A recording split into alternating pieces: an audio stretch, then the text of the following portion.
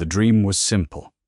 Train, suffer, break the ceiling, the universe embedded in every living thing, become the strongest, win. The dream did not get any more complicated than that. It said nothing about what the strongest thing alive was supposed to do on a Tuesday morning when everything had already been won. He had done it the honest way. 3 years of 100 push-ups, 100 sit-ups, 100 squats, and a 10-kilometer run every day, without rest, without air conditioning, without the biological ceiling that everybody was supposed to respect. He had not respected it. He had trained past the point where his hair stayed, past the point where the growth cap that Dr. Genus theorized was written into every living thing by something older than evolution, simply ran out of things to stop. The limiter broke the way a dam breaks when the pressure behind it has been there long enough, all at once, permanently, and on the other side of it he found unlimited strength, unlimited speed, a durability so complete that the concept had stopped describing a quality.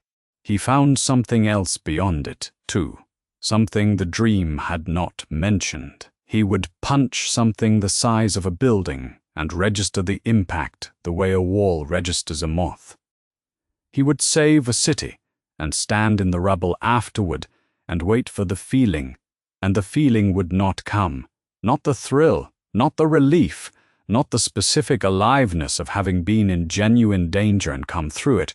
He had wanted to be a hero since he was a child, because it was the most alive he could imagine being. He became one. The wanting survived. The feeling the wanting was made of did not. He was reading a grocery circular when it happened, checking whether tuna was on sale this week, and the news was not good. Then there was a brightness behind the kitchen window that was not the sun. Then the sensation of falling. He looked down and saw a city rising to meet him from below, a skyline that matched nothing in his memory, a sky at an angle that told him this was not the kind of falling that ended on a floor. He had been kicked to the moon once and found his way back in the same fight. That had taken approximately 4 seconds. This felt farther and different, and there was no ship to leap back from, no ground to push off of, just the city coming up and the unfamiliar sky above it. 300 miles above Metropolis, the watchtower's monitoring systems flagged the incursion the same instant the city's cameras did. No recognized dimensional signature. Not the bleed, which left a specific scar pattern in the fabric of the 52 universes when it ruptured. Not a boom tube, which always announced its opening. Something from entirely outside the mapped multiverse. From a coordinate the instruments had no number for, the alert reached every active League communicator in the same second. Unknown origin. Unknown power classification. Unclassified object, descending above Metropolis, nothing on record to match it. The operations room went to full alert. The known incursion database returned 0 matches on the dimensional signature. The system ran the query a second time because the first result looked like a malfunction. Nobody present had a protocol for what the sensors were describing. The figure came down without fire and without an energy trail.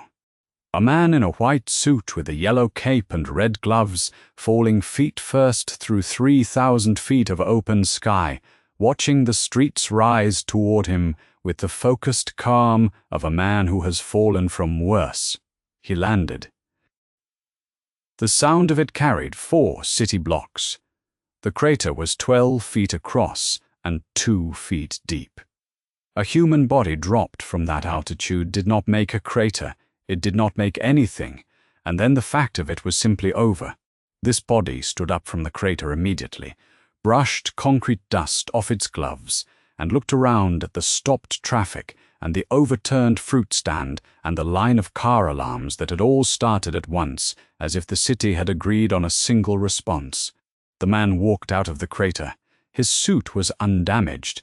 His expression said he was working out which direction was north. He looked up.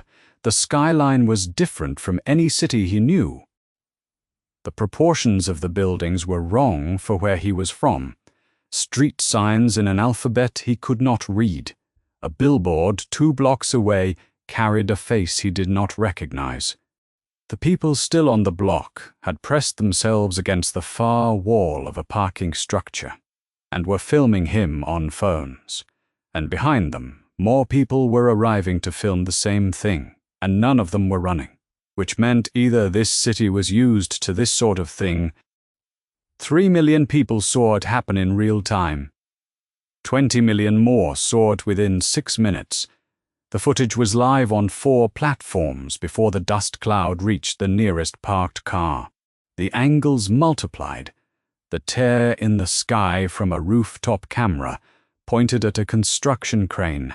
The descent from a news helicopter that changed course without waiting for authorization. The landing and the crater and the standing figure from a woman who had been filming a pigeon and kept recording because she did not know what else to do. The image they all produced was the same. Bald, yellow cape, white suit. Standing in a hole in a metropolis street, looking around at the unfamiliar intersection with curiosity and no particular alarm. The hashtag climbed for 11 minutes before the platform's trending algorithm admitted it had already lost the race. The man found the sidewalk. He read the posted menu in the window of a restaurant that had evacuated. He examined the prices, performed a currency conversion in his head, and apparently did not like the result. He put his wallet away. He stood on the sidewalk of a city he did not know, on a planet he could not name, in a universe he had never heard of, and he looked up at a sky that was the right color of blue. The air smelled like a city. He had saved enough cities to know the smell, even the ones he had never been to before. The sky above him was full of things flying. Helicopters, clearly. A few shapes that were harder to classify. One of them was circular and hovering at a distance that suggested it was watching him, which was fine. He was used to being watched. He was still bored. On the watchtower, the telemetry data came back in fragments. Power output exceeded every measurement threshold the instrument arrays were calibrated to handle. Not by a known margin, but by the kind of margin where the instruments returned maximum readings and then returned no further readings because there was no scale left to use. 20 years of tracking extraterrestrial arrivals and bleed anomalies, and every documented form of dimensional incursion on record. The system had never produced this output, every sensor at ceiling, no ceiling in the data. The Justice League was already moving. 300 miles below, the visitor found a street vendor. He examined the available items with the same patient interest he had applied to the restaurant menu. The products were unfamiliar. The currency was still wrong. He checked whether any of them were close to what he normally bought. They were not. He put his hands in his gloves and stood on the sidewalk of a foreign universe in the afternoon light, and noted that at least this was a city he had never walked through before, for a man who had seen everything that was not quite nothing. Real quick before we get into this, because I have to know, who is the next character you want to see cut loose on a world that absolutely cannot handle them? Drop a name in the comments. I read every single one. The response team came in formation, which meant it came fast. A man who needed no ship hit the upper atmosphere first, dropped through cloud cover at a velocity that turned the air around him into a brief pale trail, and landed on the near edge of the crater site while the civilians on the surrounding block. He wore the red and the blue, and the symbol on his chest was not an S. Superman touched down with the controlled care of someone who had done this 10,000 times and still chose not to be careless about it. Behind him, a woman in armor covered the last 3 blocks at a run that ate pavement without appearing to rush, one hand resting near the hilt of a blade that had been carried into battles against gods. Wonder Woman's eyes went to the crater before anything else, reading the dimensions and the depth, the way a combatant reads a room. A man in a green suit descended from above, on a platform of solid light, the ring on his right hand cycling through frequencies that the visible spectrum had no record of. Green Lantern had been running scans since before he left the upper air. The 4th hero materialized at the north edge of the site, after having checked every adjacent street, alley, and rooftop, and found nothing alarming on any of them. The Flash had technically been last to stop moving. The 4 took positions around the crater without discussion, a formation they had not needed to rehearse. The civilian radius had pushed back 2 blocks in every direction. Police tape was still going up. News helicopters maintained a distance that was calibrated to be close enough for cameras and far enough to not become part of whatever happened next. The footage from the landing was already running on continuous loop across every major platform, and the camera count above the block was doubling every few minutes. The man on the crater's edge was eating something from a vending machine. He had apparently worked out the currency conversion well enough to justify the purchase, or he had decided the approximation was close enough and moved forward. He sat on a section of upturned crater wall, the yellow cape draped behind him, the wrapper from his purchase held loosely in one hand. He looked up at the 4 incoming heroes and ran the assessment that powerful opponents had always triggered in him. The reflex so old it had stopped feeling like a choice. He read their capability. He estimated their tier. He performed the patient calculation of whether the next few minutes had any real chance of being interesting. These people were obviously powerful. That was usually the sign. He finished chewing and waited with the patience of someone who had stopped expecting much from that particular sign, but had not yet stopped checking. Superman landed in front of him. This was normally a moment that resolved things in one direction or another. A being that had not recognized Superman tended to recalibrate sharply the instant the landing registered, and a being that had recognized him tended to make that obvious through posture or aggression or some combination of the two. This one did neither. He looked at the red and the blue with the same assessing quiet he had applied to the skyline and the restaurant menu, and the vending machine options, present, unhurried, not yet committed to a conclusion about what any of it meant. Superman spoke. He gave his name and asked 3 questions in the measured register he had developed for first contact with beings whose category he did not yet have. Who are you? Where are you from? Why are you here? The visitor said his name was Saitama. He said he was a hero. He said he did not know how he had arrived here specifically, but he was from a different world, and the dimensional opening had appeared without any warning, and he had fallen through it.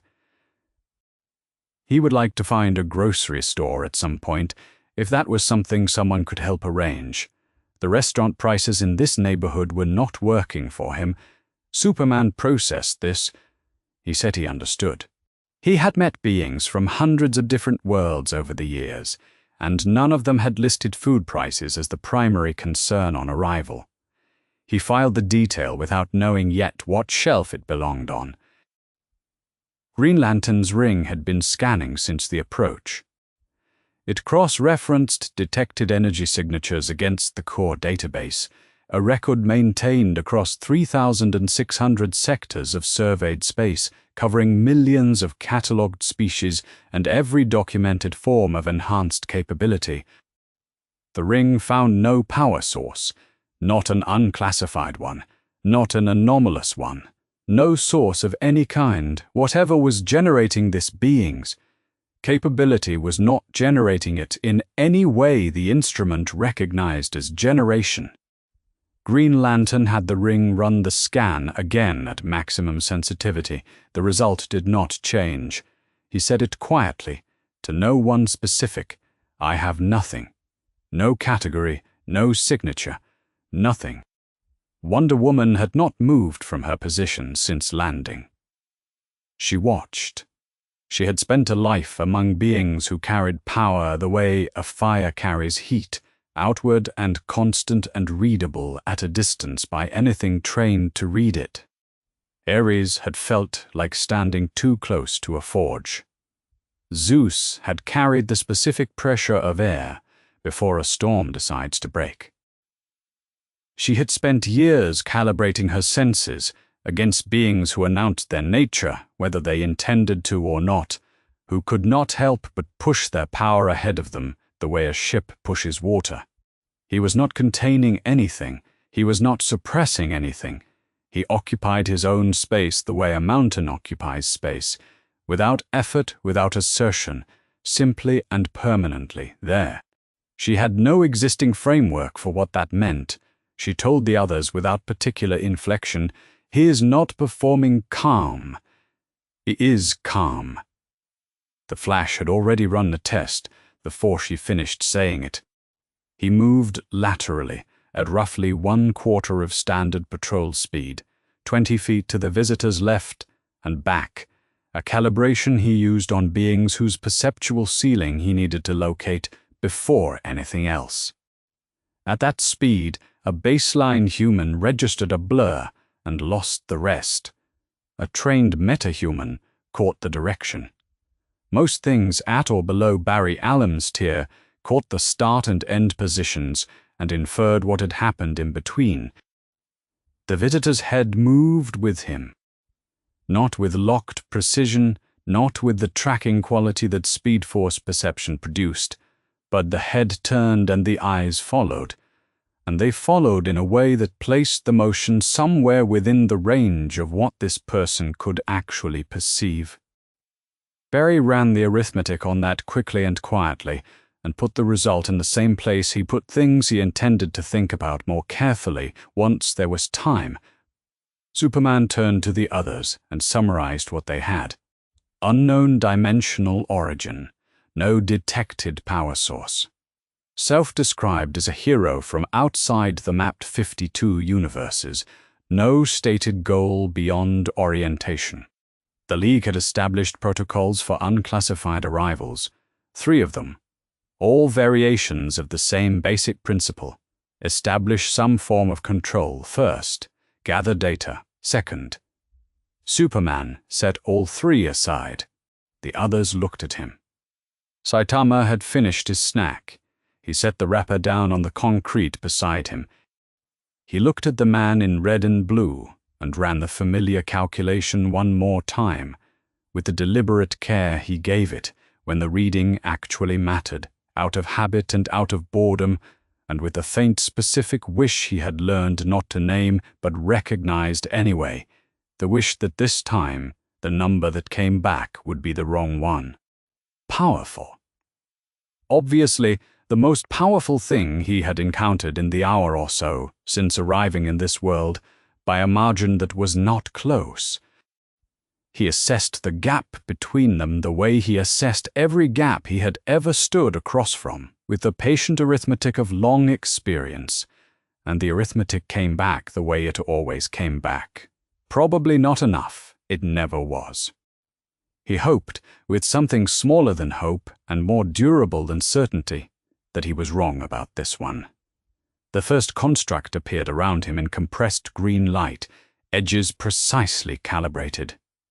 A force field test, not a cage. Green Lantern had run this procedure on every tier of enhanced being the core database tracked, and the protocol was exact. Standard output, sufficient to hold a Tier 3 subject, which was the threshold the ring used for beings who could rearrange terrain. The light closed into a sphere that covered a 3-meter radius around the visitor and held itself there. Saitama looked at the barrier, the way he looked at things that were in his way. Briefly, without particular commitment, and then through it he walked forward. The construct did not shatter. It did not crack or flare or produce any of the standard failure signatures of a containment attempt under extreme resistance. It passed through him. Green light folded around a body it could find no purchase on, and closed again behind him, intact and complete and entirely useless, while he stood on the other side of it, looking at the street. The ring filed the attempt as failure. The cause field remained empty. The flash had been moving since the construct deployed. He circled the visitor twice at a speed calibrated to identify the upper edge of the visitor's perceptual range, fast enough that a normal human saw a blur and nothing more, slow enough that a Kryptonian basiline being could follow the direction with effort. He circled, and Saitama's head moved with him, not with complete accuracy. Not with the locked-on precision of someone operating inside the Speed Force, where time had different rules, and motion meant something different than it did out here, with enough accuracy that it meant something. Barry Allen had set an assessment aside in the previous stretch of time, and filed it under later. The assessment broke its drawer. He revised his threat estimate upward, and then revised it again, and both revisions put the visitor in a range Barry had only assigned twice before in his career, to things he had not been eager to encounter a third time. He stopped circling. His face said what he would have said if he had said anything. Green Lantern was not finished. He built a second construct, a full containment sphere, at maximum ring output, walls of compressed willpower, sustained at the highest charge level he held in active combat. He had used this sphere against beings who operated at Wonder Woman's physical tier, against things that had folded apocalyptic war alloy with their bare hands. He held the charge there. Saitama pressed one hand flat against the inner wall. The sphere bent inward at the contact point. The green light deformed, not with the catastrophic failure of something overwhelmed all at once, but with the slow, complete yielding of something that had met a force it had no mechanism to resist. First inward, then through, then closed again behind the hand that had passed through it. The ring reported a 2% charge reduction, 2% of maximum output applied continuously to produce a hole. Green Lantern looked at the charge readout. He looked at the man on the other side of the construct, which was now a sphere with a man-shaped gap in one side. He stopped looking at the readout because the readout was not helping him build any model of what he was looking at. 3 blocks south, the street surface cracked open from below. The boom tube that came through it was brief and geometric, the same spatial signature the watchtower had catalogued on every prior apocalyptic incursion. A scar in local space, a transit announcement. The scouting party that emerged had been working Metropolis's subsurface for 7 days before Saitama arrived. The anomalous dimensional tier he had come through had drawn them to the surface. 12 of them, armored in the dark alloy of Apocalypse's forges, each one capable of punching through vehicle frames and outpacing ground traffic at a sprint. In the League's threat taxonomy, a single parademon in open population was a managed crisis. 12 in a city block was a word the League used, escalating. They moved in formation toward the crater site, toward the dimensional residue from the tier, toward the League, and the figure the League had been attempting to classify. Saitama watched them for 3 seconds. The category he used for things shaped like these was simple. Monsters. Not the word at its most frightened, the word as a working classification, the way a professional names the material they are dealing with on a given day asymmetric. Loud. Moving with the specific aggressive confidence of creatures that had learned over years of contact that nothing alive had been sufficient to stop them. He had spent 3 years doing nothing but stopping things carrying exactly that confidence. It was the specific thing he was qualified for, the one area in which he still maintained some dim professional interest. He set down the empty wrapper from his vending machine purchase. He started toward them, not running. The Flash and Green Lantern had already begun to move toward the formation. Wonder Woman's hand was on the God Killer. Superman had lifted slightly off the pavement, the micro-departure that preceded an intercept. The League had protocols for this situation, positions and sequencing and established roles for exactly this threat classification.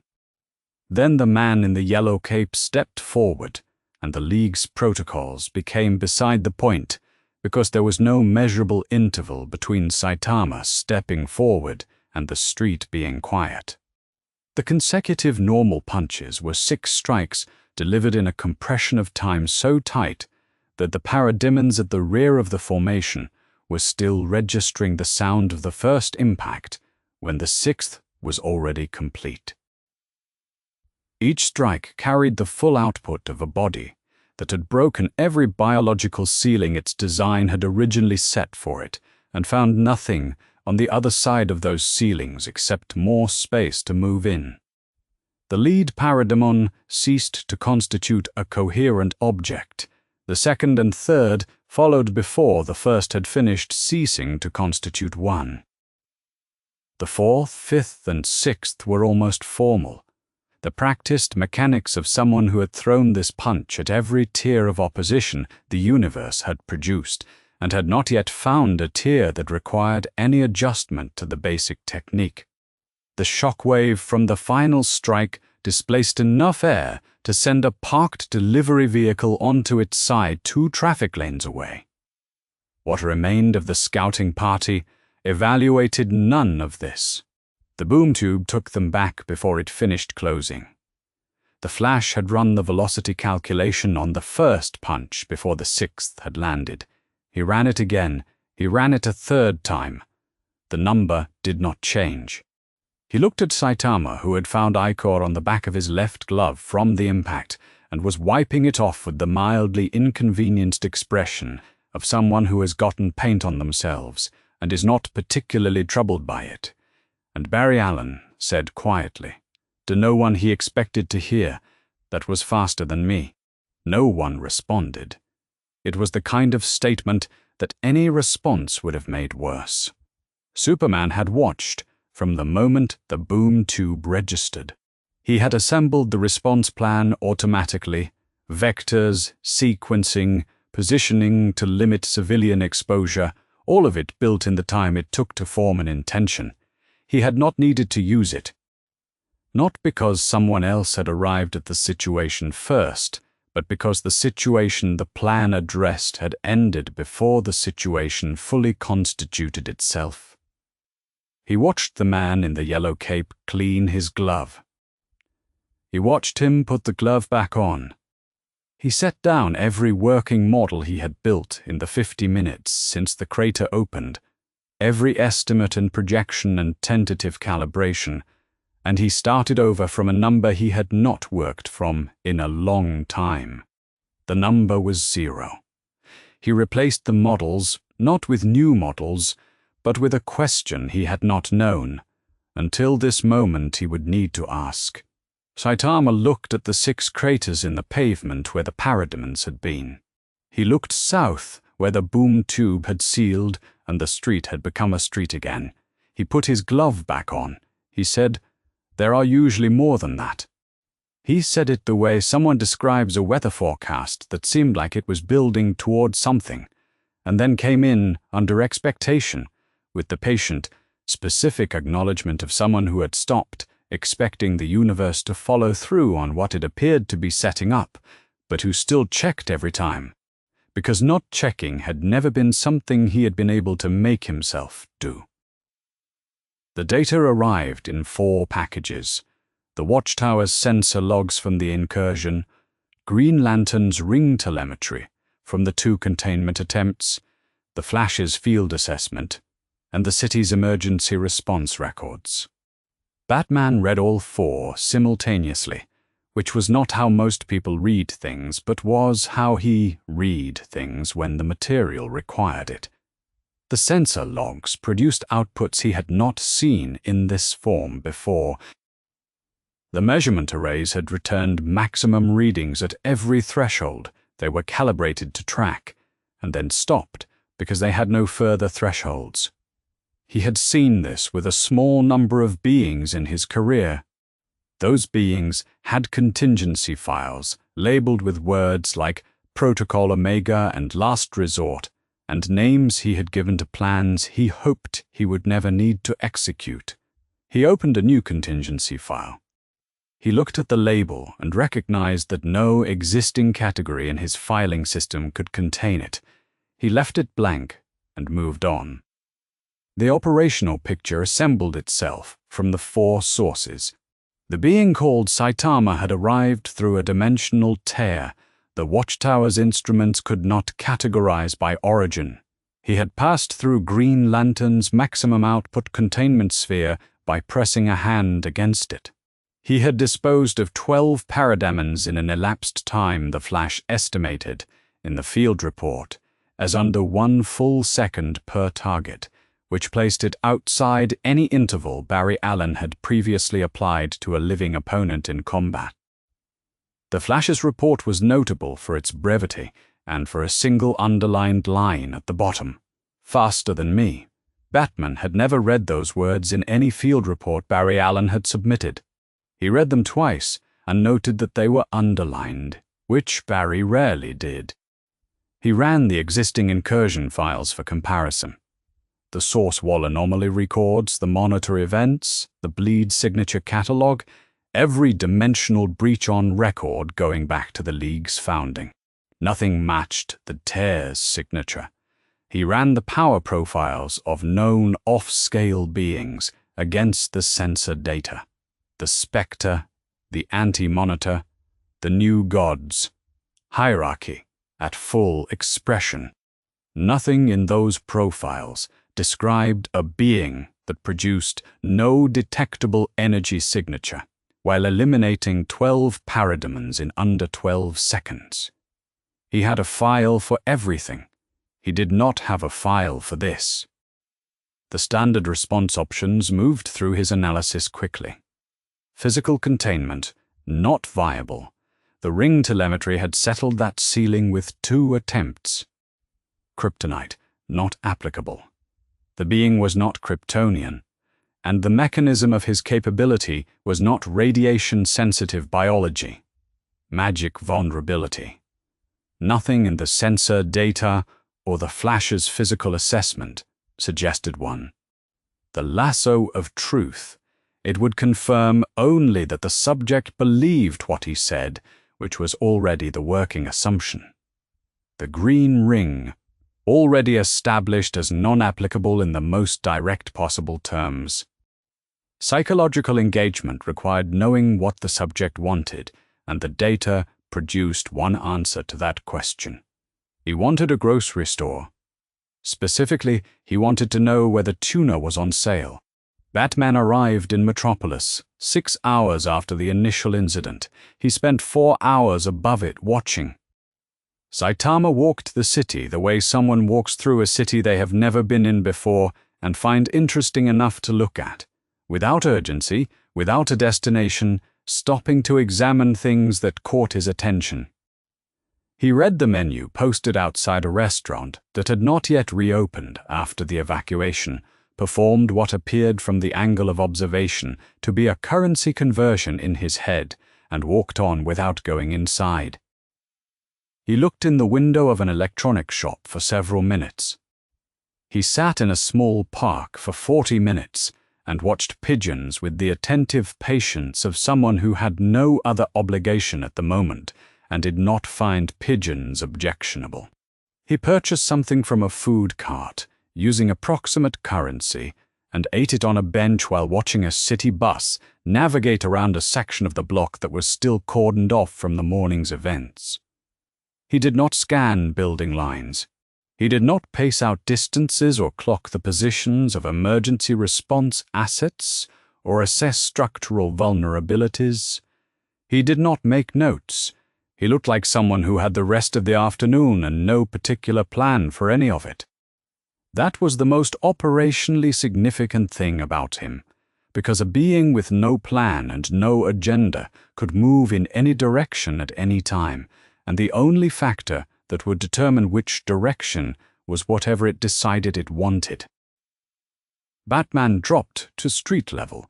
He walked across the park to the bench. He sat down next to Saitama without announcing himself, which was generally the part of this procedure where a potential threat registered his presence and responded with some form of aggression. Saitama looked at him. He took in the cowl, the ears, the suit, in the order. A person assesses things when they are curious, rather than alarmed. His expression was the same one he had been wearing while watching the pigeons. He said, "You have been following me." Batman said yes. Saitama said, "Okay." Batman asked the operational questions in the order they mattered for immediate threat assessment: world of origin, the mechanism of the dimensional breach, whether anyone or anything else was likely to follow him through it, whether this type of event had precedent in his experience. Saitama answered each one without apparent consideration of whether the information was worth giving. No, nobody was coming after him. He had no faction, no followers, no enemies currently known to possess dimensional transit capability. Yes, this general category of event had happened once before, in that he had ended up on the moon for approximately 4 seconds, but that had been the result of a strike from another party, not deliberate transit. And he had returned to Earth under his own power in the same fight. Batman noted the moon transit. The Flash had flagged the same anecdote. 4 seconds. Voluntary return, self-propelled. He added it to the file. He asked the question that none of the others had thought to ask. He said, "What were you doing when the breach opened?" Saitama considered this with the concentrated effort of someone trying to reconstruct an ordinary morning. He had been in his apartment, he said, Tuesday. He had been going through the weekly sale flyer for the grocery store near his building. He had wanted to check whether tuna was on sale. The previous week it had been on sale, and he had not been able to buy as much as he had wanted because he had not had enough cash on him. At the time he had been hoping it was on sale again. It was not, which was disappointing. And then there was a light outside the kitchen window, and he fell through the floor into this universe. Batman sat with this for a moment. He had developed psychological profiles for beings whose motivations were legible only in terms of power, ideology, or ancient grief. He had written contingency plans for entities that had restructured reality at a level beyond the comprehension of the beings living inside it. He had, at various points in his career, categorized and filed nearly every form of dangerous thing the universe had introduced him to. He looked at the man on the bench beside him, who was now watching a second pigeon that had joined the first on the far edge of the park, and he said, "You are the most dangerous being currently on this planet, and you are upset about fish prices." Saitama said it was a good sale last week. Batman said, "I know." He had pulled the sale flyer for the relevant week before coming to Metropolis. It had been a good sale. He filed the report that evening. Classification: no existing category. Power level: exceeds all measurement thresholds. Immediate danger to Metropolis. None detected. Observable motivation: unclear, not hostile. Engage as a potential asset before any other party arrives at the same conclusion. The addendum he did not file with the League. He kept it in a separate document, personal, restricted, distribution, none. It read, "This being is looking for something. He does not know what it is yet. Establish what it is before Darkseid does." Superman found him in the park, on the same bench, watching nothing in particular with the focused patience of a man who had decided this was as good a way to spend time as any other available to him. He landed a few feet away and came to the bench on foot, which was the choice that said he was there to talk rather than escalate. He said he had a request, not a fight. A calibration.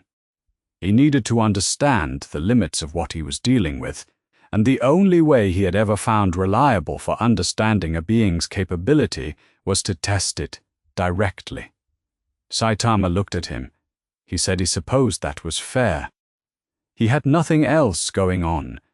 Superman said the exchange needed to happen above the atmosphere, the shockwave from a full-power exchange at their respective output levels would produce consequences for Metropolis that neither of them wanted.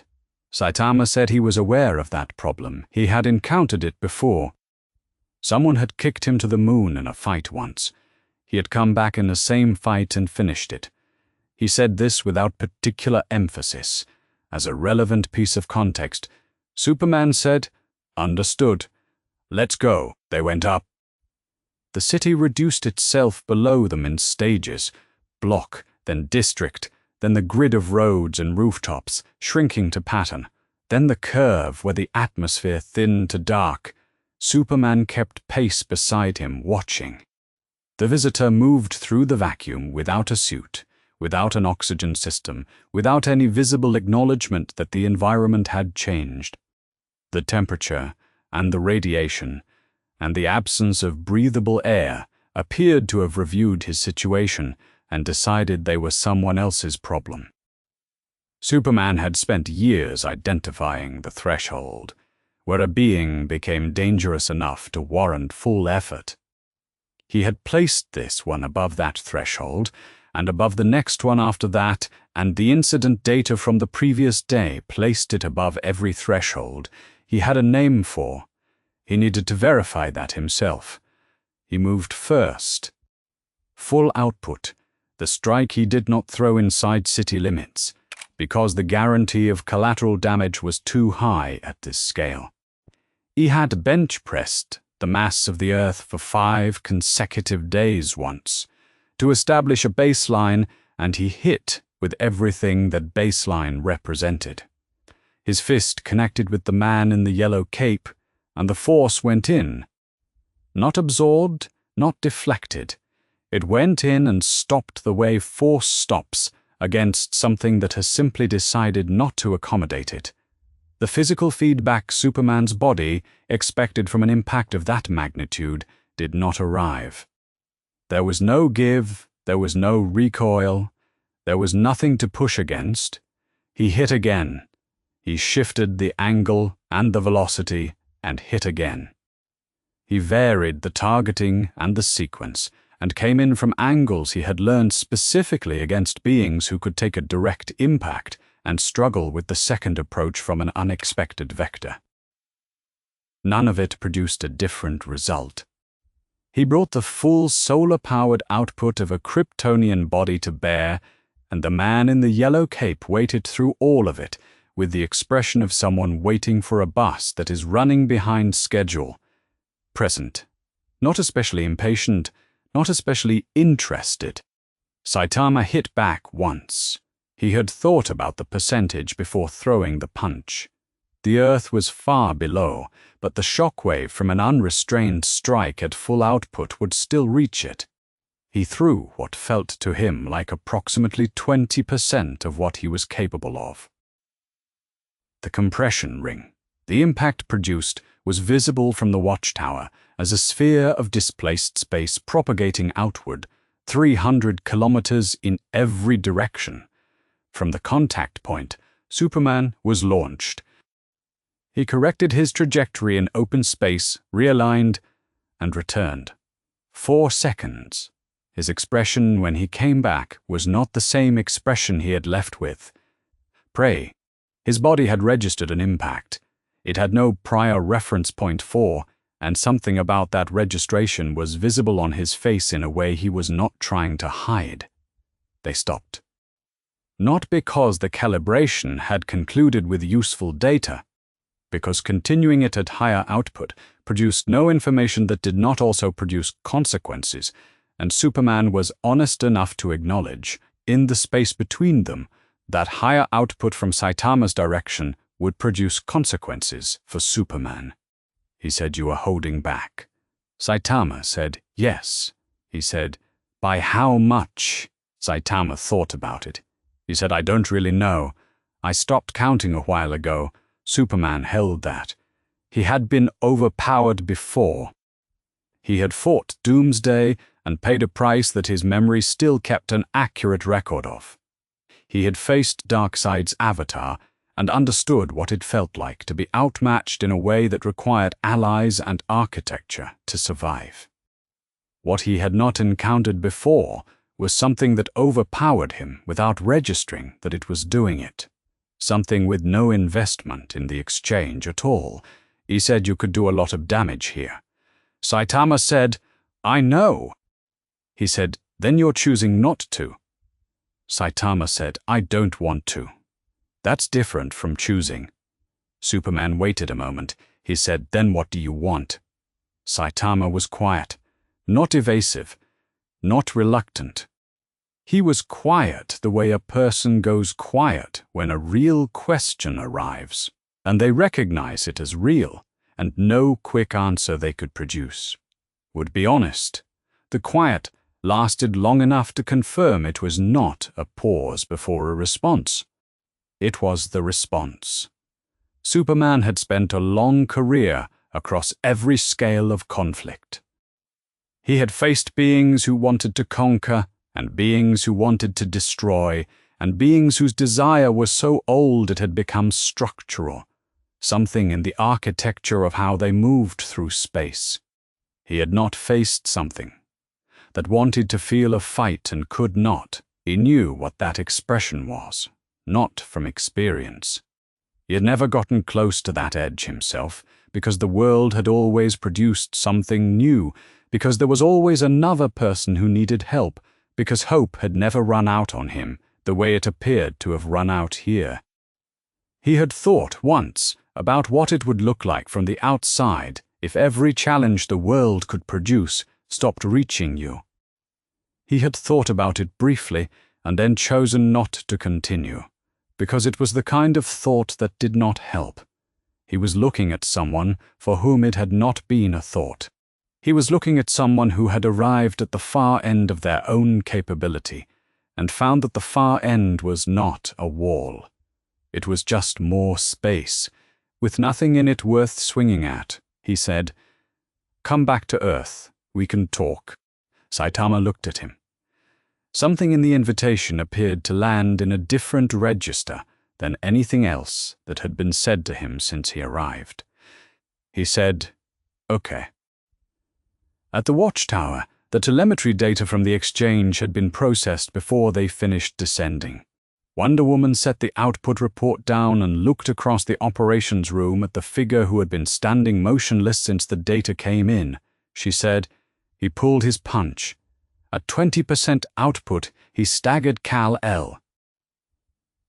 Johns had not spoken since before the exchange began. The Martian Manhunter had spent the duration of the spar reading the emotional signature of the being in the yellow cape at range, which was the capability that no instrument in the watchtower array could replicate or replace. He had read the signature through every phase, through Superman's initial full output strikes, through Saitama's single return punch, through the conversation in open space that the audio sensors had caught in fragments. He said, "There is no triumph in it." Wonder Woman said, "In the exchange." He said, "In any of it. Not in demonstrating the gap, not in surviving Kal-El's full output without registering discomfort, not in any part of what just happened. He is not performing restraint. There is no pleasure anywhere in his signature. There is something else. I am not certain yet what to call it," she said. "What does it feel like?" He looked at the output display, at the compression ring still visible in the deep space telemetry feed. He said, It feels like someone looking for a door in a room that does not have one. The Watchtower's classification files were updated before the end of the day's shift. The prior threat tier designations were marked obsolete. A new entry was opened with 2 fields, Visitor Unclassified. Below that, in Batman's notation convention, 3 lines entered separately from the official record. Does not want to conquer, does not know what he wants. Find out.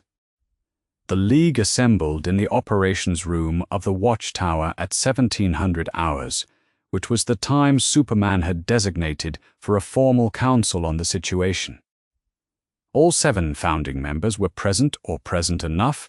5 in the room. Batman arrived 2 minutes in, and Saitama was visible through the window that looked into the adjacent commissary, sitting at a table by himself with a sandwich and the nutrition label he was reading from the back of a bag of something he had found in the cabinet. Nobody had formally invited him. Someone had left a message saying there was food on board, and he had come. The 7 members of the League looked at the window for a moment. Nobody was certain how to open a meeting about a being who was 40 feet away eating lunch. Superman spoke first. He said the situation had been assessed across 5 days and 4 significant data points, and his position had not changed from the one he had stated at street level on the first day. The being in the adjacent room had arrived through a dimensional breach, had not initiated harm, and the appropriate response was to understand him before any other decision was made. He did not know whether Saitama was an asset or a variable, but he knew that treating an unknown as a threat before the evidence supported it had never produced good outcomes for the League or for anyone the League was trying to protect. Batman's position was shorter. He said the question of what Saitama wanted had to be answered before Apocalypse answered it for them. The window for choosing how to engage was limited by the window before someone else decided to engage instead. Wonder Woman said she had spent 4 days observing the visitor in various contexts, and her red had not shifted. He did not carry himself like a conqueror, he did not carry himself like a weapon, and he did not carry himself like someone looking for an opportunity. He carried himself like someone who had once fought for something specific and could no longer clearly remember what the specific thing had been. That was not a threat profile. It was something more complicated. The Flash said he wanted to add something from the tactical side for the record. The Speed Force gave him options against most physical threats. Against Saitama, the options that were still viable were time travel and phasing. Those were not combat options. He was not raising this as a threat assessment. He was raising it to establish that the usual frameworks for managing a physical unknown did not apply here, and the League should proceed accordingly. John Johns had been in the room since before the meeting started. During the period when Saitama had been eating in the commissary and the League had been assembling on the other side of the window, the Martian Manhunter had maintained a careful surface contact with the visitor's mind. Not a deep scan, not an intrusion, simply listening at the threshold where a mind's ambient state was legible without entering it. He told the League what he had found. The mind was unguarded in a way that indicated no one had ever given him reason to guard it. There was no calculation in it, no aggression, no strategy. And it carried something he did not have a word for in any of the 46 languages he was fluent in. A hollow in the place where the feeling of victory should have registered, not small. The hollow was the accumulated size of every fight he had ever won, every opponent he had ever ended. He had held minds that had been broken by grief, and minds that had been emptied by ideology, and minds that had gone quiet in the particular way of things that have given up. He had not held a mind that was simply waiting, with no object in view, for something it no longer believed would arrive. Green Lantern had received communication from Oa that morning. the Guardians of the Universe had flagged the Metropolis incursion in the core records. 3 additional lanterns had been assigned to monitor the solar system's outer perimeter. He reported that the emotional electromagnetic spectrum had produced readings on the visitor during the space calibration that the core analysis team had forwarded without classification, because they did not have one. The ring registered negligible fear, minimal rage, low hope, and in the frequency where willpower typically read for a being of significant capability, the ring had found something present but unlabeled. The Guardians, he said, wanted more data. He told them to get in line. Superman left the meeting at the 1740 mark and walked to the commissary. He sat across from Saitama, who had finished the sandwich and moved on to a container of something that appeared to be a grain dish. Superman said he had a question. He said, "What do you know about this world so far?" Saitama thought about it with the deliberate focus of someone constructing an accurate inventory. He said, "You have a bald man who dresses like a bat, which I understand. You have a man in red who runs very fast. You have a woman who might actually be able to hit me for real, which would be interesting. You have a lot of cities with glass towers, a lot of aliens coming and going. Some of your cars fly, which is different." Superman said, "You are taking all of this calmly." Saitama said, "I am always this calm." He said it without particular inflection. Then he said, "It is the problem." Superman sat with that for a moment. He said, "You could protect a lot of people here. A world you do not know. People you have no relationship with. But what you can do is real, and there are things coming that would use you if you let them. And there are people here who could be saved by what you are capable of." Saitama said, "Probably." Superman said, "Doesn't that mean something to you?" Saitama looked at the table. He was quiet for a few seconds in the particular way of someone who is not looking for a comfortable answer, but for an honest one. He said, "It used to mean everything. It still should." He paused. He said, "I just can't feel it the way I used to, and I don't know if that's something that comes back." Superman did not answer. This was not the conversation he had prepared for. He had prepared for something harder in one direction, a being with an agenda, a being with a demand, a calculation he would need to negotiate against. He had not prepared for something that felt like looking at a mirror someone had left facing the wrong direction, showing a reflection of a question he had chosen, a long time ago, not to finish asking himself. He said, "Stay for now. Let me show you something worth protecting." Saitama picked up the grain dish. He said, "Okay." Batman had left the meeting 9 minutes before Superman walked to the commissary. He had been reviewing the paradigm and skirmish data in a separate partition of the Watchtower system throughout the Council, running it against the Signal's intelligence archive while the discussion continued. He had found what he was looking for at the 1730 mark, and had not said anything to the room because the meeting was not the relevant action point. The secondary signature embedded in the boom tube transit data from the skirmish was not a standard scouting output. It was a passive receiver.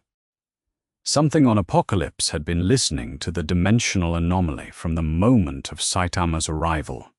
The scouting party had been drawn up by the residual tier signature. That much was consistent with standard parademon behavior. But running underneath that signal, quiet and patient, and pointed at everything that happened in that block across the following 4 days, was a feed. Apocalypse knew Saitama was here. Apocalypse had known since the first day.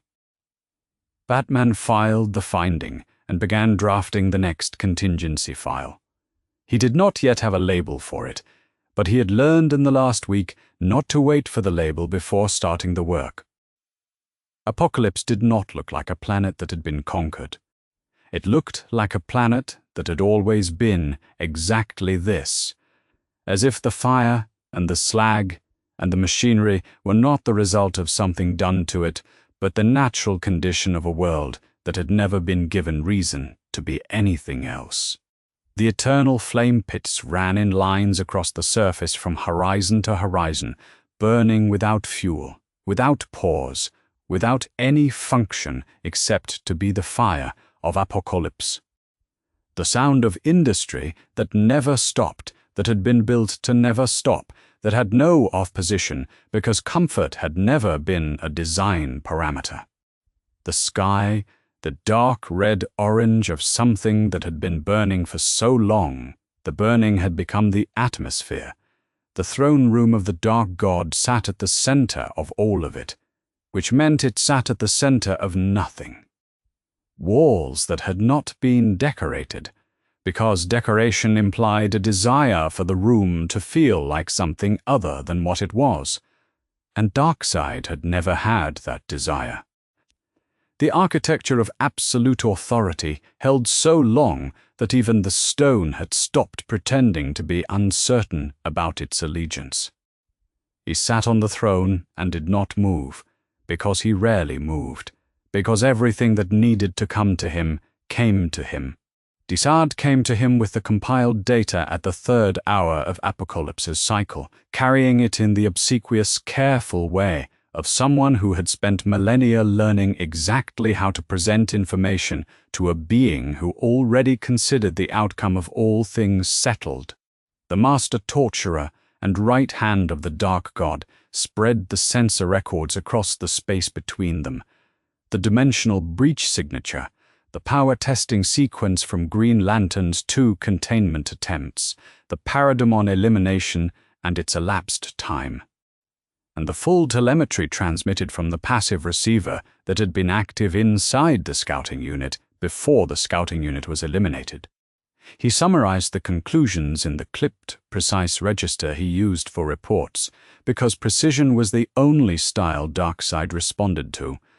A being from outside the multiverse's mapped structure, dimensional origin, unknown to every instrument on Earth or in the core database.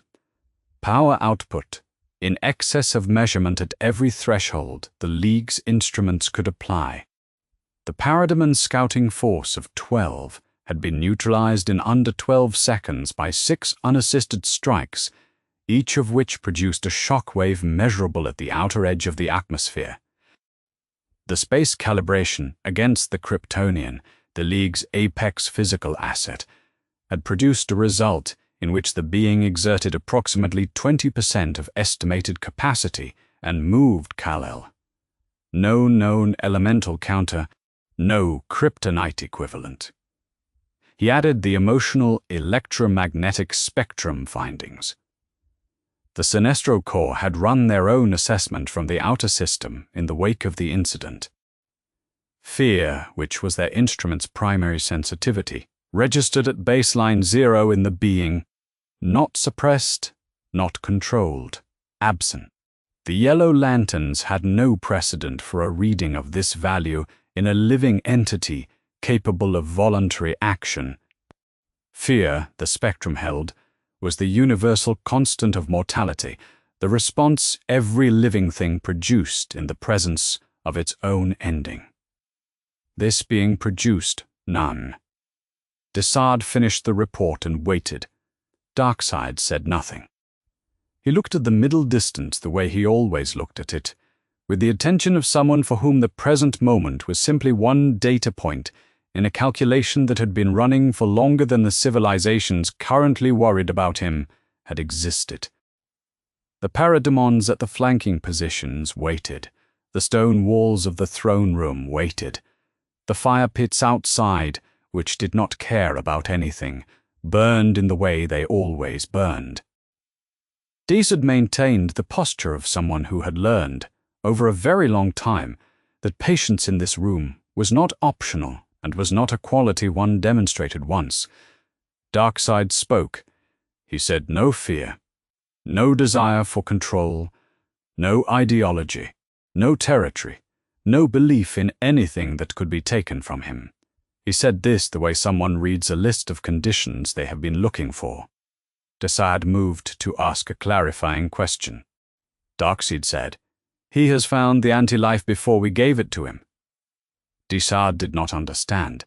He was very good at not showing that he did not understand, because showing it in this room was inadvisable.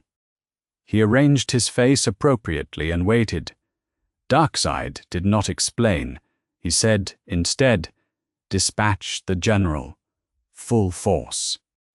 A standard invasion weight, enough to require the League's full engagement and to require the visitor to make a choice.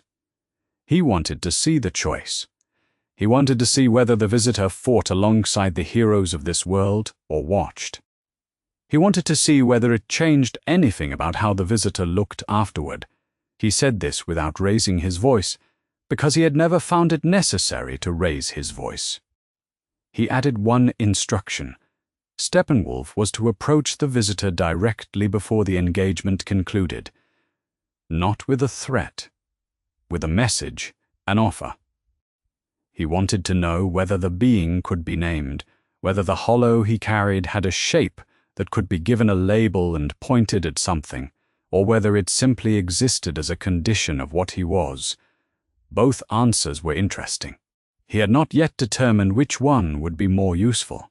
Darkseid had spent longer than human civilization had existed constructing a mathematics of meaninglessness. The anti-life equation was not a metaphor. It was a proof, and he had spent those millennia gathering its terms from the substrate of every world that had ever given him access to its suffering. What the compiled sensor data from the Earth incident had shown him, reviewed once in the silence of the throne room before Desad finished speaking, was something he had not found in those millennia of searching, a being who had arrived at the same conclusion not through mathematics, not through the systematic destruction of hope across a civilization. Through training, through the simple and patient act of training, until winning became automatic and discovering that automatic victory produced nothing at all. No feeling, no arrival, just more silence where the feeling was supposed to be. He was not certain whether this being constituted a proof of the anti-life equation or a refutation of it. A proof, because he demonstrated that even unconstrained capability, even every fight won, produced nothing that made existence meaningful. A refutation, because he was still here, still moving through a foreign world, still checking sail flyers, still waiting for something he could not name, still in some sense that the mathematics did not account for, still hoping. Either answer was useful. He intended to find out which one it was. The boom tubes began charging at the 4th hour. Steppenwolf, General of Apocalypse, assembled the Parademon legions in the staging corridors below the throne complex. The geometric signatures of boom tube preparation accumulated in the electromagnetic record of local space in a pattern that to the right instrument array was indistinguishable from a declaration of intent. 300 miles above Metropolis, Batman's early warning system flagged the pattern at the 5th hour. He had been monitoring for it since the 3rd day. He had expected it. He had built the contingency for it. He had been right about the timeline. He had been right about everything, except how fast it was already moving. 17 boom tubes opened above Metropolis simultaneously, which was not how the apocalyptian forces usually announced themselves. Usually there were 1 or 2. A scouting party, a targeted strike.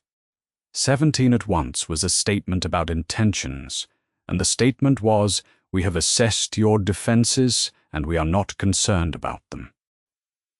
The Parademon legions came through in formation, hundreds of units in the first wave alone, organized in the way that only a force that had practiced this specific deployment across dozens of worlds was organized. Behind the initial wave came the heavy infantry, larger units, heavier armoring, moving with the particular confidence of things that had never been told they were losing and had no reason to expect they were about to be told that now. The emergency frequencies across every Metropolis band lit up in the same second. The evacuation order went out 45 seconds after the first boom tube opened, which was faster than the last time this had happened to a major Earth city, and still not fast enough. The League hit them from 4 directions. Superman took the central formation, driving into the densest concentration of the first wave at full output. Wonder Woman carved through the eastern flank with the God Killer, driving a wedge into the Parademon line and holding it open long enough for the civilians below to clear the relevant streets. The Flash hit Parademon clusters at speed force velocity while simultaneously pulling civilians out of structures at ground level, which was not enough because the Parademon count in the air above the 2 western sectors kept climbing. Green Lantern built containment fields and aerial platforms and interception constructs. Working the ring at a charge level the device was not rated for, because the rated charge level was not sufficient for this many targets, and the math was very clear about what insufficient meant for the people below. They were coordinated. They were precise. They were exactly the heroic unit they had built themselves into, across years of exactly this kind of emergency. They were losing ground. Saitama watched from a rooftop, 3 blocks from the nearest active engagement, for approximately 30 seconds. He watched the Parademon formations wheel and reform and replace themselves as the League reduced them, watched the wave count in the air above the city, failing to decrease at the rate he would have estimated if the League had been the only factor. He did an internal accounting. Monsters, large scale, in very large numbers. That was his job description. He had never had a job description that included a size ceiling. He stepped off the roof. He did not fly. He fell the 11 stories to the street at terminal velocity and landed on the pavement between 2 Parademon units that had been moving toward a structure. The shock wave from the landing cleared a radius. He looked at the Parademons that were left within it. They looked at him. He started working. Consecutive normal punches.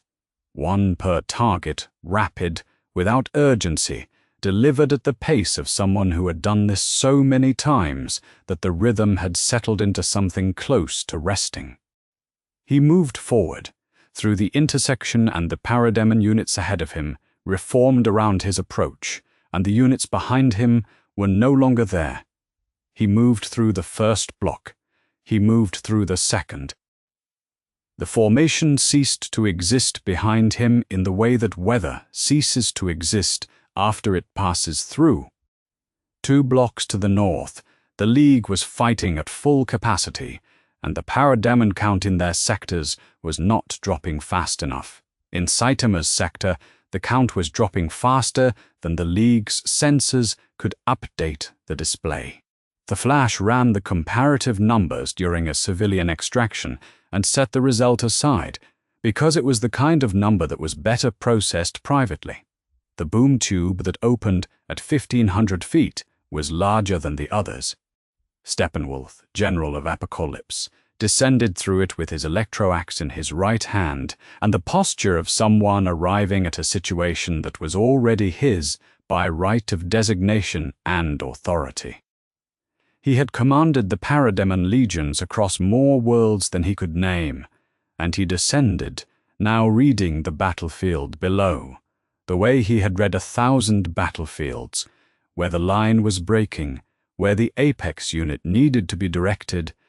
He found the Parademon count data in the BattleNet frequency, and looked at Saitama's sector. He looked again. He descended faster.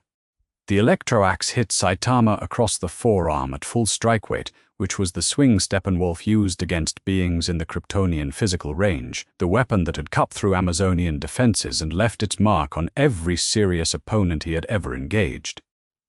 The axe released its electrical current and its heat through the contact point, the full output of a near-indestructible weapon wielded by a new god who had been killing things since before this planet had its current arrangement of continents. Saitama stopped walking. He looked at his forearm, He looked at the point of contact where the axe was still pressed against it. He looked at Steppenwolf. His expression was the expression of someone who has been outdoors in a light rain and noticed that it was, in fact, raining. Not distressed, not threatened. Present and mildly interested in the data. He said, "Oh." Steppenwolf read the reaction in the fraction of a second that his combat experience gave him for reading reactions. He had fought the Kryptonian, who met weapons with defiance. He had fought the Amazon, who met weapons with fury. He had fought gods of war and cosmic champions and things whose names he did not know and whose category he had to invent in the moment. He had fought nothing that said, "Oh."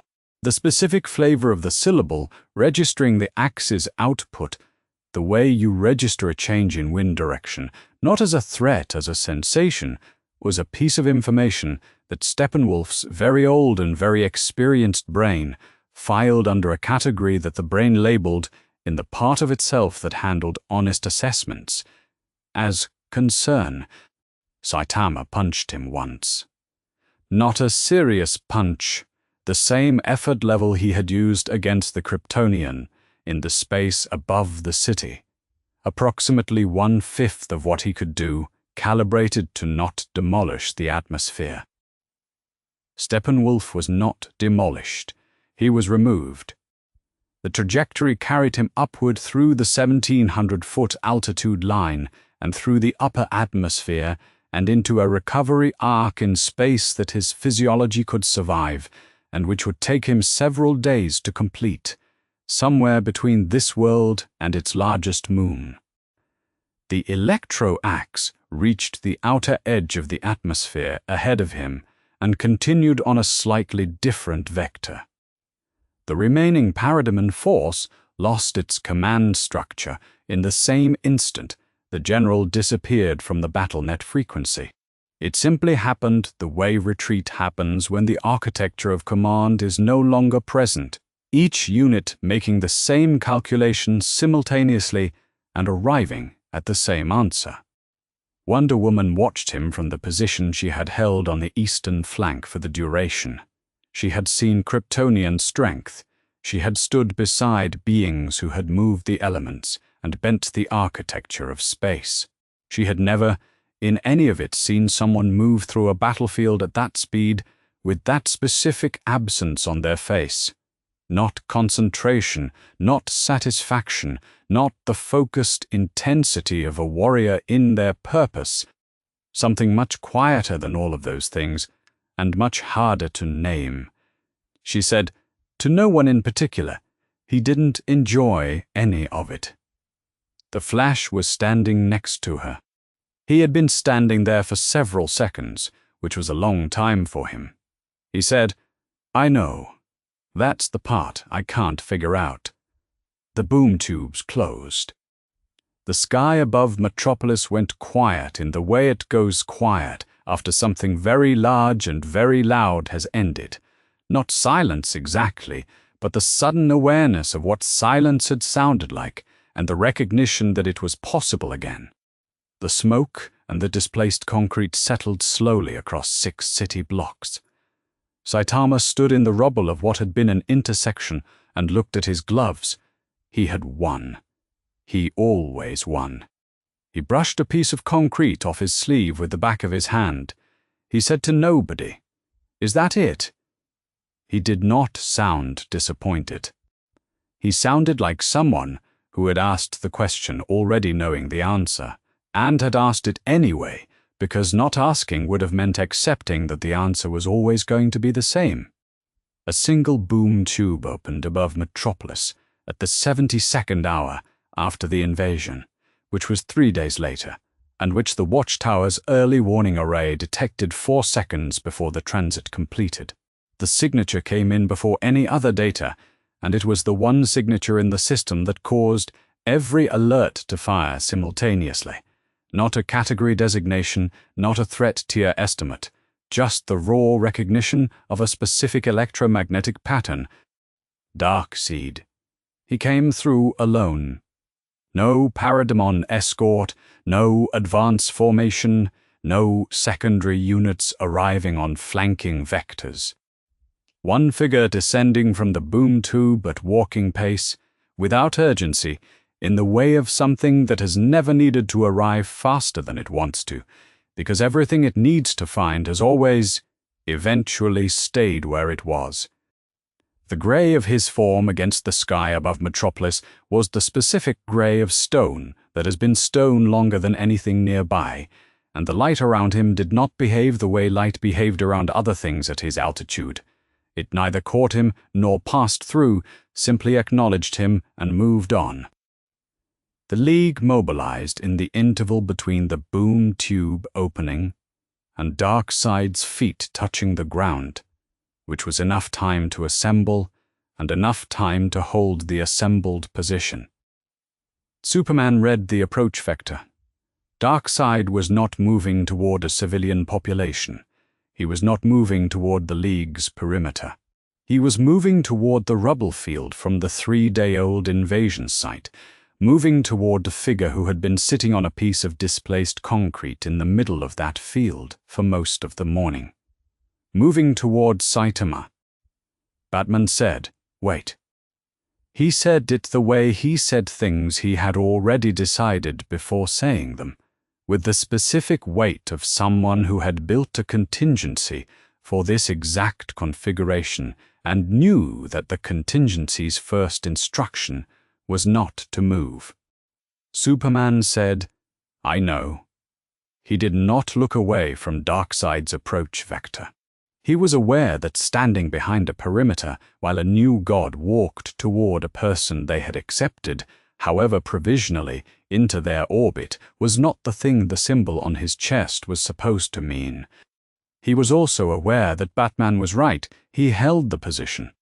Saitama had been watching the descent from his position on the debris for the last 2 minutes. He was bored, not unobservant. He had noticed the single boom tube. He had noticed the absence of any army coming through it.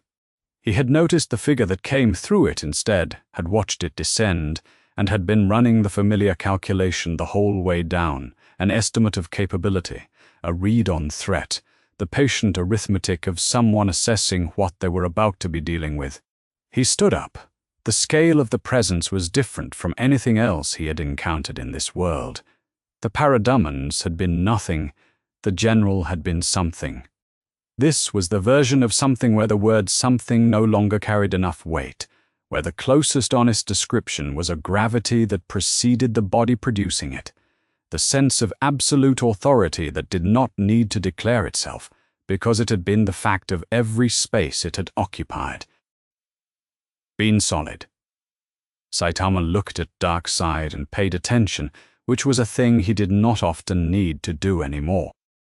Darkseid stopped 10 meters from him and looked at him with the patience of a being who had already decided the conversation would go where he needed it to go, regardless of what occurred between now and then. He said, "I know what you are, not what you can do. What you are. You found the truth before anyone gave it to you, before anyone taught it to you, before anyone proved it to you with armies or equations or revelation. You trained until you broke the mechanism the universe built to stop you. And on the other side of it, you found what I have known since before your species had fire, that it means nothing, that victory means nothing, that power means nothing, that the feeling you were chasing does not exist at the end of the road you walked. You are not a hero who lost his way. You are the anti-life equation's only honest proof. The only being in any universe I have studied who arrived at the truth without being shown it." Saitama listened to this. He did not interrupt. When it was done, he was quiet for a moment in the way of someone making sure the other person had finished. Then he said, "I don't think so," Darkseid said. "You feel nothing." Saitama said, "I feel bad when I get the wrong flavor at the convenience store. I feel fine on a good Tuesday." He said this without defensiveness or performance. He said it the way someone gives a correction to a factual error, plainly without investment in the other person's reaction to it. Darkseid said, "You feel nothing in battle." Saitama said, "That's true." Darkseid said, "Then come to Apocalypse. You have no home here. You have no purpose here that you did not have everywhere else. At least there, the emptiness you carry would not be an anomaly. It would be the condition of the world around you, at least there. It would be honest." Saitama said, "I don't want to go to Apocalypse." Darkseid looked at him for a moment. He raised his eyes. The Omega beams left them in the twin red-black arcs that had ended things across universes, not in a straight line, never in a straight line, in the precise spatial-temporal curves that adjusted in real time to the target's position and velocity. They were not aimed at Saitama in the way weapons are aimed. They were sent, in the way inevitabilities are sent, toward a destination that had already been determined.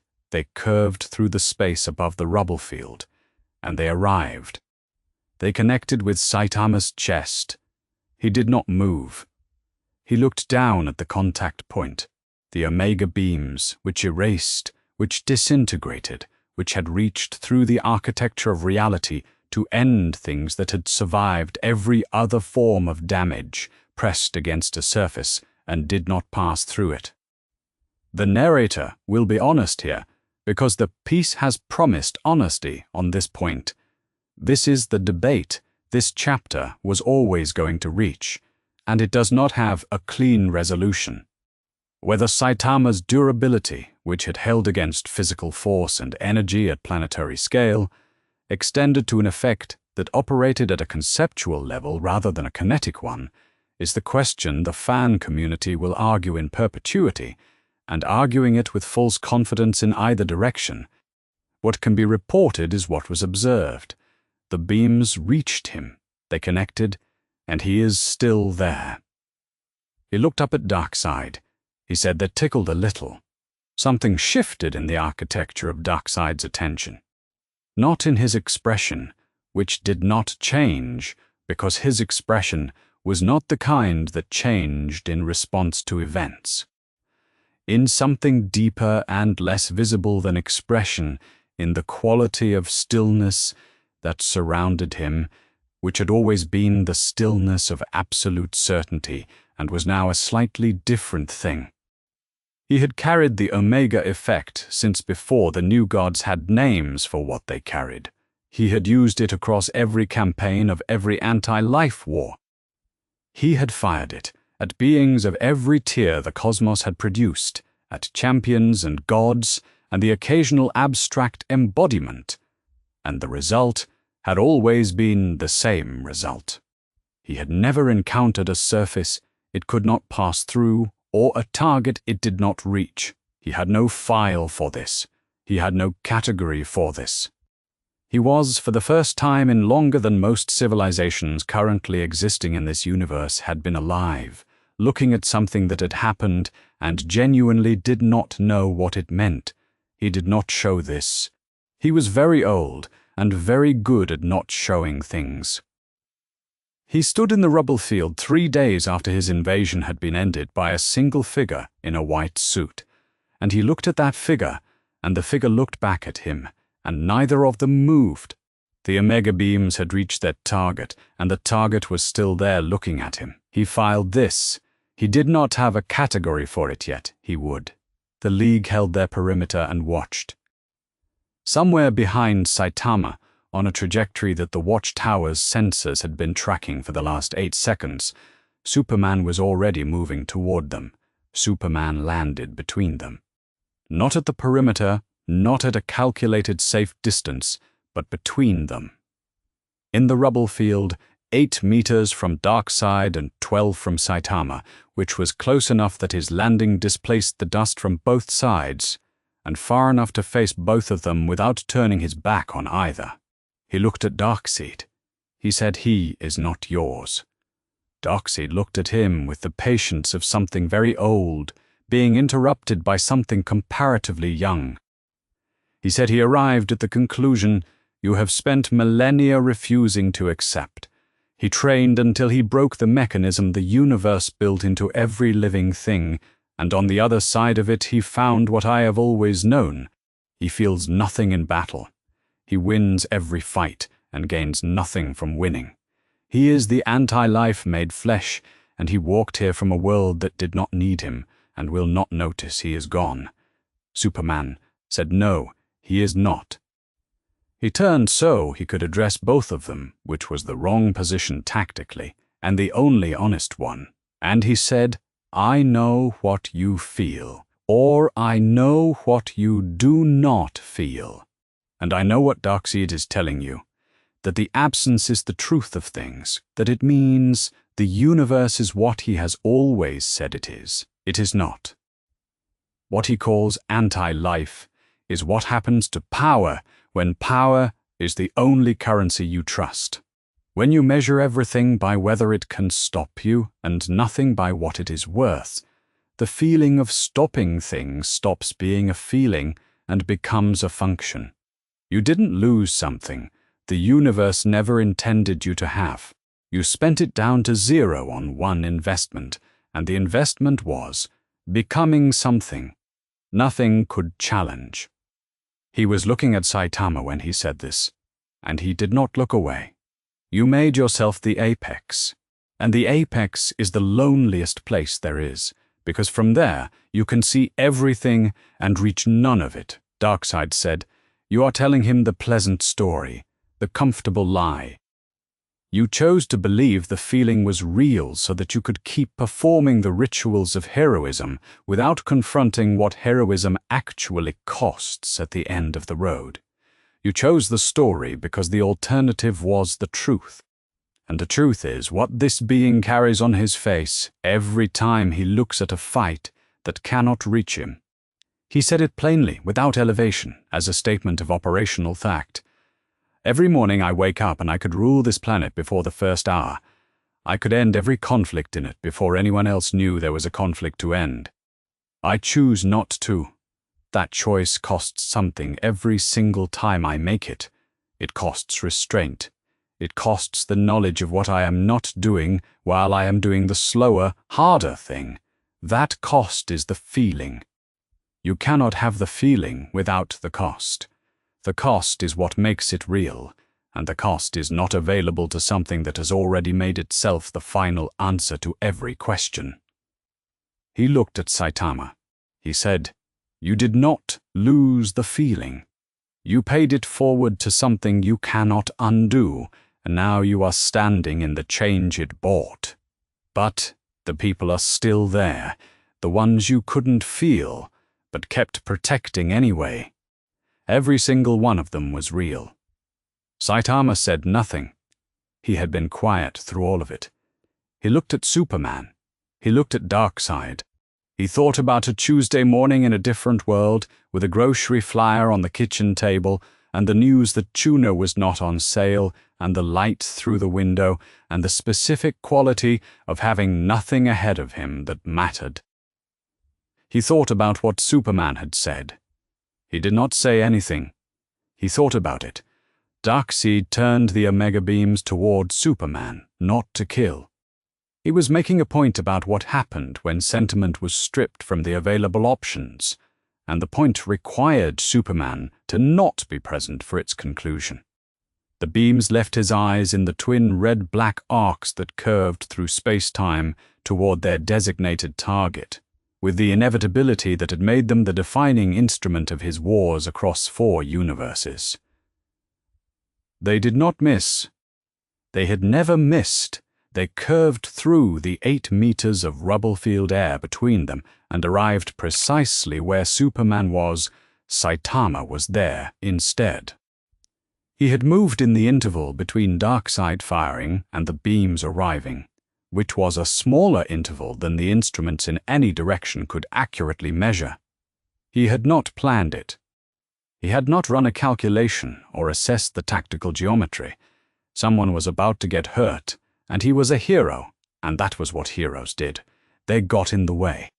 He had been doing it since before he had a costume, in a world where the monsters were smaller, and he had not stopped doing it in the years since everything had stopped requiring effort.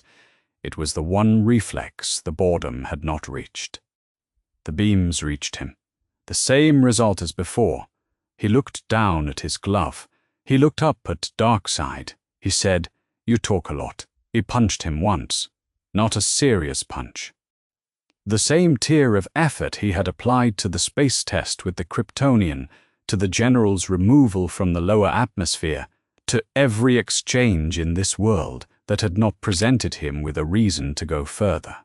One punch from a standard ready position at approximately 1/5 of what he was capable of when he was actually trying. The telemetry the watchtower recorded from the shockwave described the force output in the notation the instruments used when their measurement ceiling was exceeded a number that was the maximum representable value, followed by a symbol that meant, and beyond this we have no further data. Darkseid's physical form left Earth. The instruments tracked the trajectory, upward, through the atmosphere, through the exosphere, outward on a vector that carried the physical avatar of the dark god of Apocalypse past the moon's orbit, past the point where the watchtower's sensors could resolve individual objects clearly, and then beyond the resolution limit. The last firm reading placed the signature somewhere between the orbital path of Mars and the inner edge of the asteroid belt. He was not dead. A true new god did not die from this, did not die from being struck by even the most extreme physical impact, because the true form of a new god was not housed in what had just been launched, but the physical instrument through which he operated on this plane was gone, and the forces he had deployed on Earth lost their command structure in the same instant the signature crossed the outer atmosphere. The boom tubes opened automatically and took them back. The sky above Metropolis went clear. No formations, no red-black arcs, no geometric tiers in local space. The crater, the puncher's shockwave had opened in the rubble field, was wider than a city block and would take some time to explain to the city's infrastructure department. The League began moving from the perimeter. The dust settled. Saitama looked at his fist. He said, "Still nothing." He said it as a statement of fact, delivered with the precision of someone who had checked the same reading every time for 3 years and reported it accurately each time, regardless of how the reading came out. He had spent disappointment down to its last reserves a long time ago. Just the accurate accounting of what was or was not present after punching a god. Superman stood in the rubble next to him. He did not say. He looked at what had just happened, the crater, the clear sky, the city that was still there. He looked at Saitama. He said, "Yeah, I know." He said, "Give it time." Saitama looked at him. He said, "How long?" He had never liked dishonest comfort, had spent most of his career trying to give people the version of hope that was real rather than the version that was easy. He said, "I don't know. It doesn't come back the same way it left.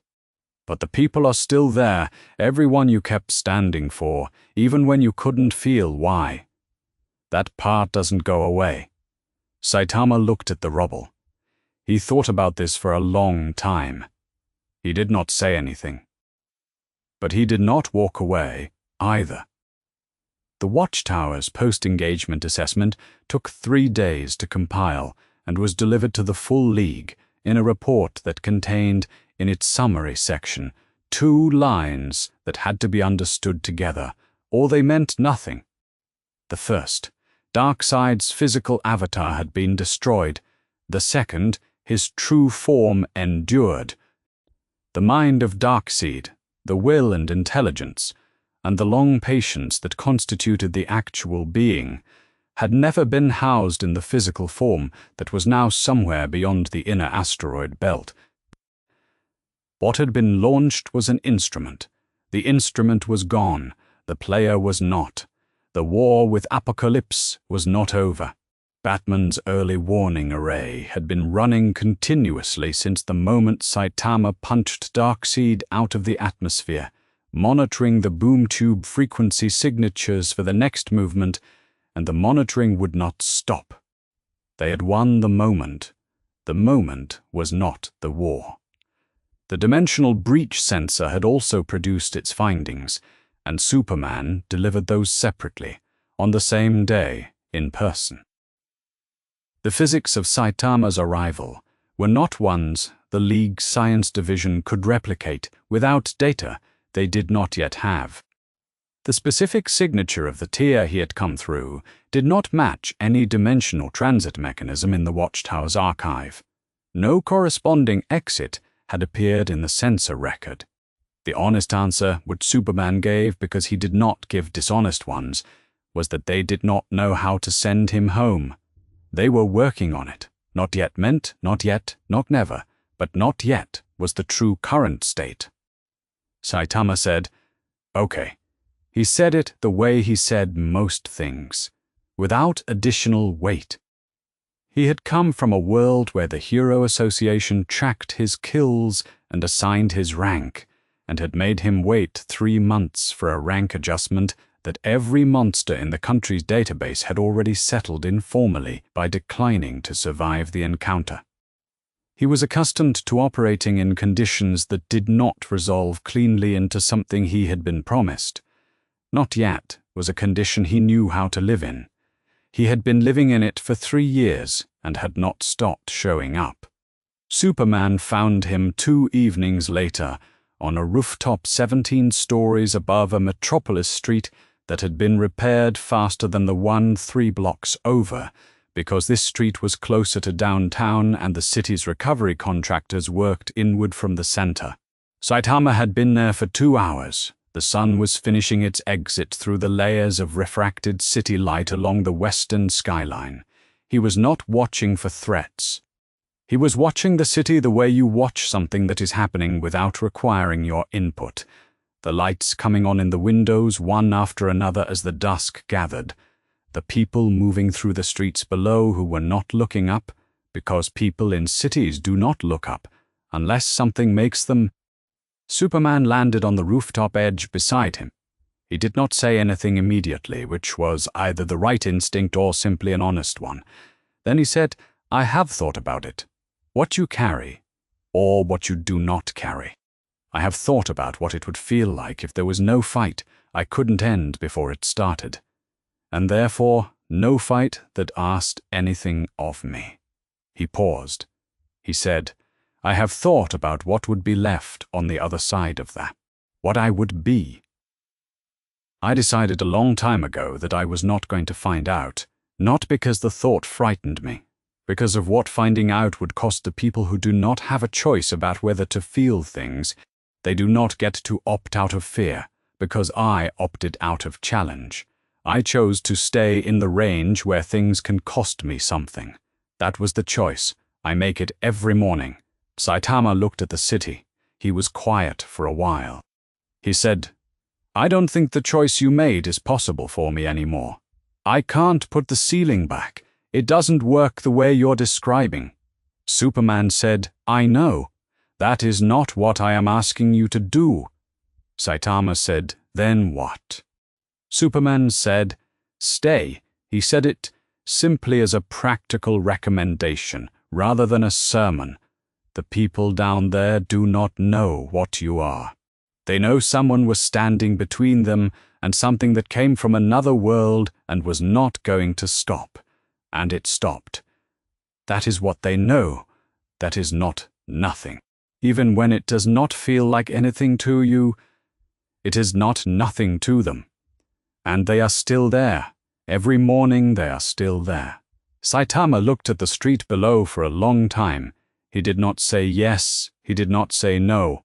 He watched a bus navigate around a repaired section of the road surface and disappear around a corner. Wonder Woman found him separately the following afternoon on the same rooftop. He had apparently decided it was a useful place to be when he had no specific purpose, which was most of the time. She did not lead with what had happened. She did not say, "Well done" or "thank you" or any of the things that would have been true and would also have been insufficient.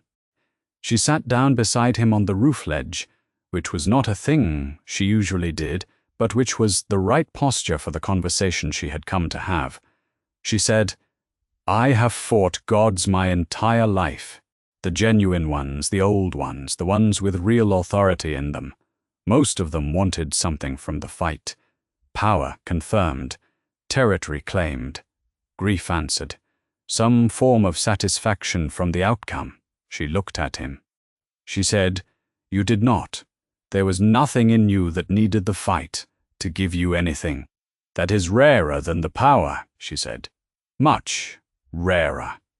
And she meant it as the acknowledgement it was, not as comfort. He said it without pride and without dismissal. He knew that was the problem.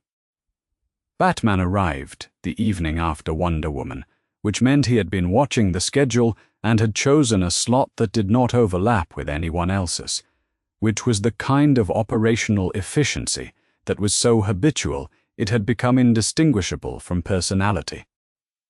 He landed on the rooftop without announcement. He did not sit down. He said, "I have calculated the probability that Darkseid initiates a second direct engagement within the next 14 months. The number is high.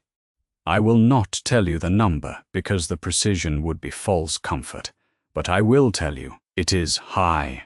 He said this without particular expression, the way he said things he had already accepted as facts before saying them. He reached into a compartment in the suit and produced a communicator, small, black. He held it out. He said, "Not a request, not a commitment. If something moves on that frequency and you are still here, you will hear it when we do."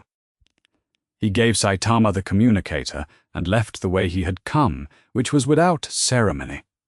Saitama held the communicator in his palm for a moment. It was light. Lighter than it looked like it should be, the way well-made things sometimes were. He put it in his pocket. He was a hero. That had been the description since before he was strong enough for it to be an interesting description, and it had remained the description on the far side of everything that training had done to him. For fun. He did not know if this was fun. He genuinely could not tell, which was either the boredom problem or an honest assessment of a situation that was objectively strange. But it was something to do while they worked out how to send him home, and the portal was not open yet.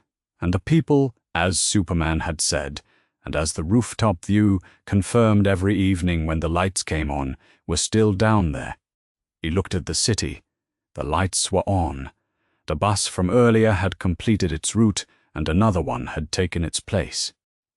The people below were doing what people in cities do in the evening, moving between one place and another, carrying things, stopping at corners, existing in the specific, complicated way of things that were alive, and did not know they had been in the path of something.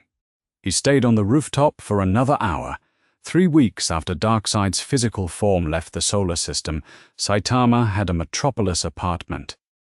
It was smaller than his old one, which he had not thought would be possible, but which turned out to be available if you looked on certain streets and did not mind certain definitions of adequate.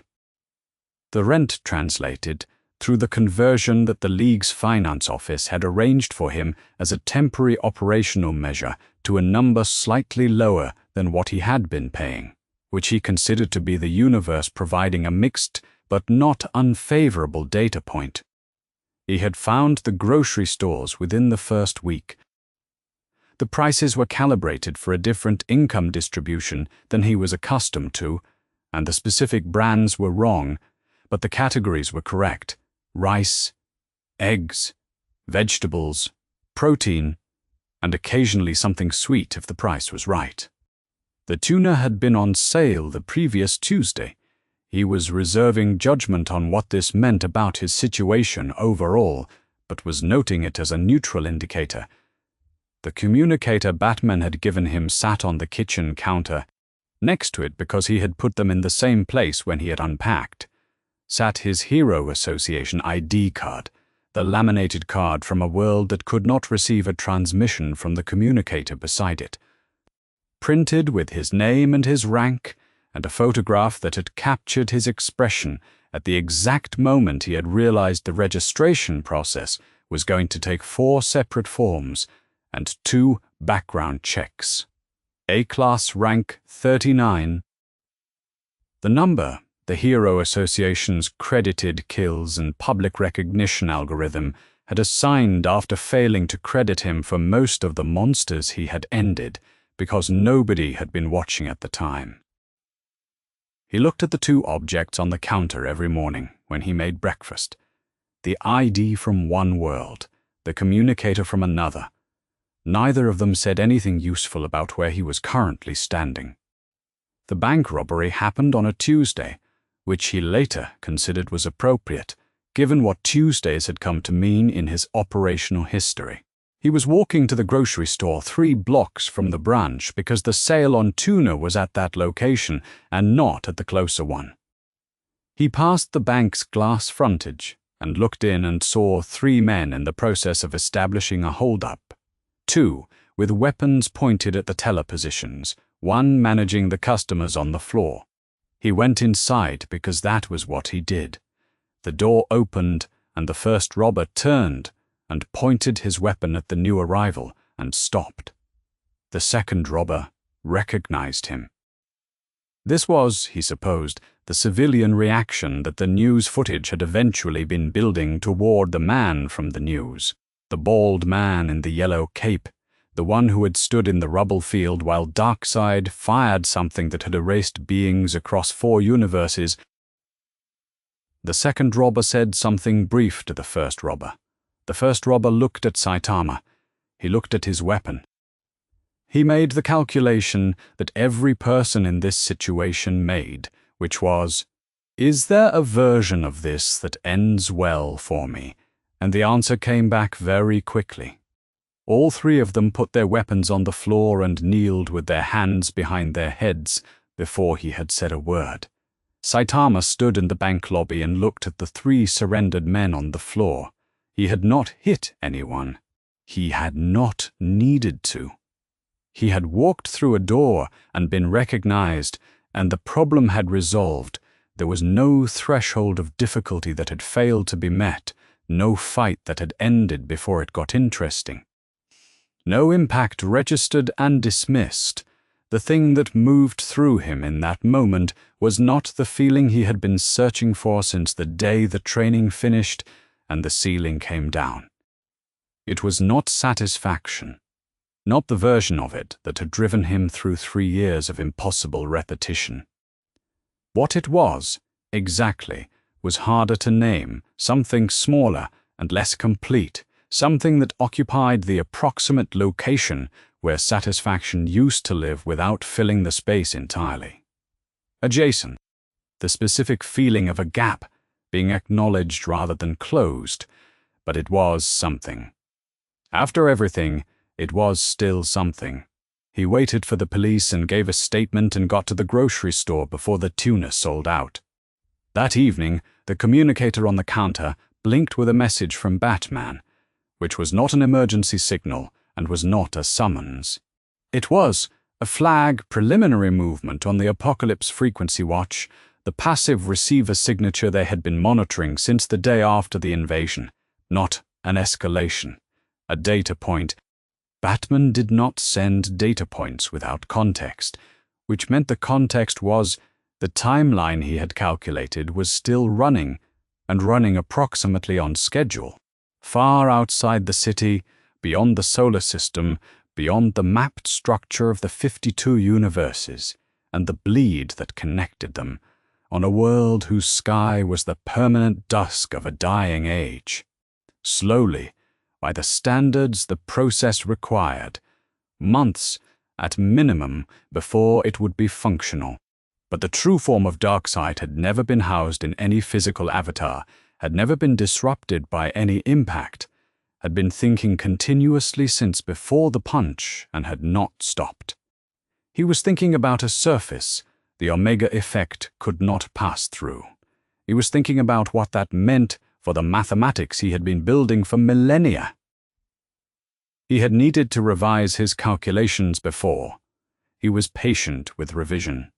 The answer he arrived at was the same one he arrived at from every direction. He would need a different kind of approach. Not power. At the outer boundary of the multiverse, at the source wall that marked the edge of everything mapped and catalogued and known, something registered an anomaly in its monitoring record. The instruments at the wall were very old and had tracked many things, breaches, attempts, the occasional being of sufficient ambition to try the wall and insufficient reality to survive the attempt and become instead part of its surface. They had not tracked this before. A dimensional signature from outside the mapped structure, from a coordinate outside the 52 universes and outside the bleed between them, arrived complete, intact, currently in a small apartment in a city called Metropolis and making grocery decisions. The instruments noted this in the patient, ancient way of instruments that had been noting things for longer than most of the civilizations currently inside the wall had been aware there was a wall. They would continue noting it. They were interested. Saitama sat on the Metropolis rooftop at dusk, in the place he had been sitting most evenings. The city lights came on below him in the sequence that the city's electrical grid produced every evening at this time, building outward from the center as the automatic systems responded to the falling light. He could see, from this roof on a building across the district, a billboard that displayed the symbol he had come to recognize, the red field with a crest that was not the letter it resembled. The Kryptonian glyph for hope, which was not an S, which had never been an S, which meant the thing it had always been built to mean. He looked at it for a moment. He was still bored. The boredom was, as far as he could tell, a permanent condition. He had punched a god and felt nothing, and the feeling had not come back, and there was no reason to expect it would. He was still here. That part was a choice, or close enough to a choice to count as one, and he was making it every day in the patient, habit-worn way that 3 years of impossible training had built into him, not because it felt like anything, but because the people were still down there and the portal home was not open yet, and he was a hero, and this was what heroes did when the fight was over. He looked at the symbol across the district. He stayed on the roof until the city was fully lit. Okay, if you made it this far, you already know what this series is about. Now I want to know who is next. Saitama just punched the dark god of apocalypse out of the solar system with a normal punch, and felt nothing doing it. Who else gets dropped into a world that is not ready for them? Drop your pick in the comments below.